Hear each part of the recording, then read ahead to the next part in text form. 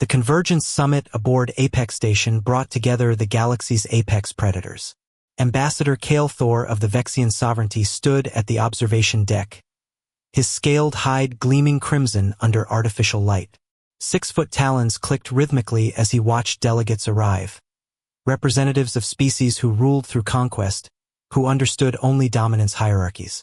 Behind him, restrained in a reinforced carrier, was his daughter Zira. The hatchling's birth had been deemed catastrophic by Vexian physicians. Her left foreclaw was malformed, twisted inward.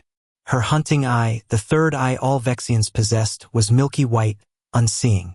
In his culture, such offspring were removed, quietly, efficiently, no ceremony, no mourning. But Kale Thor had hesitated, delayed, made excuses, brought her here to this neutral station, buying time he didn't have. Lord Ambassador, his aide hissed. The council questions your judgment. That thing shames our bloodline. Kale Thor's tail lashed once. Warning. Continue your duties. The reception hall buzzed with tension. Predator species eyed each other warily, instincts barely suppressed by diplomatic protocol. Kale Thor checked security feeds when he heard Zira's distressed shriek. The carrier had malfunctioned, its support harness failing. Zira tumbled out, landing hard on her malformed claw. Her cry of pain silenced the room. Before Kale Thor could move, a human in service gray dropped her tray and rushed forward. Dr. Jenna Walsh, the station's junior medical officer, scooped up the hatchling with startling gentleness. Easy, sweetheart. I've got you. Her voice was soft, melodic. Kale Thor's claws extended. Every instinct screamed danger.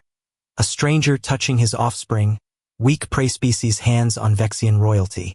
Death was the traditional response. But he didn't attack.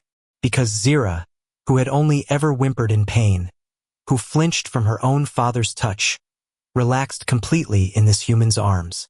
Jenna examined the hatchling with practiced efficiency. This claw positioning must hurt constantly. And this harness, she glared at the device, wasn't designed for her body at all. The gathered predators watched, transfixed by the absurdity. A human, barely 5 feet tall, soft-skinned and fragile, cradling a Vexian heir like it was the most natural thing in existence. Your daughter, Jenna said, looking directly at Kale Thor, is absolutely magnificent. She is defective, Kale Thor said flatly. Weak, unfit. She's adaptive. Jenna's voice hardened. I work in xenobiology, Ambassador. I've studied hundreds of species. You know what I see? A hatchling who's learned to compensate for her differences. Watch, she uses her tail for balance differently than standard Vexians. She's teaching herself proprioception through alternative sensory input. That's not weakness. That's innovative problem solving. She stood, still holding Zira. On Earth, we have a word, neurodivergent. Bodies and minds that work differently. For most of our history, we treated difference as defect. We lost brilliant minds, incredible talents, people who could have changed everything, because we were too rigid to see value in variation.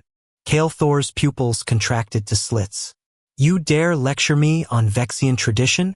I dare suggest, Jenna said quietly, that maybe your tradition is costing you more than you realize.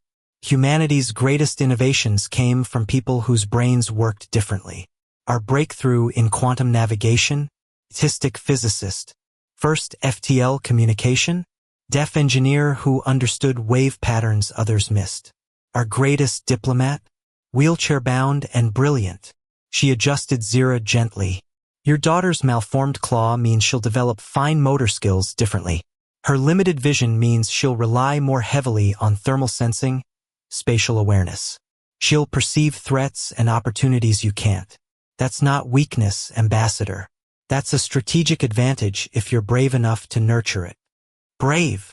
Kale Thor's laugh was bitter. I am called coward for not destroying her. Then they're fools. Jenna stepped closer, fearless despite the predators surrounding her.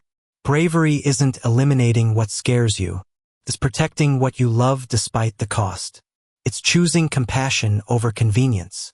She transferred Zira to Kale Thor's arms, positioning the hatchling carefully. Hold her like this. Support the weak claw, don't try to force it straight. Let her find her own balance. Zira chirped softly, nuzzling against her father's chest. Kale Thor felt something crack inside him. The armor of tradition, the weight of expectation. What is your name, human? Dr. Jenna Walsh, Earth Medical Corps. Dr. Walsh. Kale Thor's voice was strange even to himself. You will return with us to the sovereignty homeworld. If you speak truth, if there are methods to help my daughter thrive, I would learn them. I would. He paused, struggling with words in a language that had no term for unconditional love. I would be her father, not her executioner. Jenna smiled, and in that expression was the warmth of a species that had survived ice ages and world wars, that had built civilizations on the principle that every life mattered. It would be my privilege, Ambassador. As they departed, leaving shocked delegates whispering, Kale Thor understood something profound. Humans weren't apex predators. They had no natural weapons, no armor, no venom. But they possessed something far more dangerous. The absolute conviction that compassion was strength, that difference was valuable, that love could reshape empires.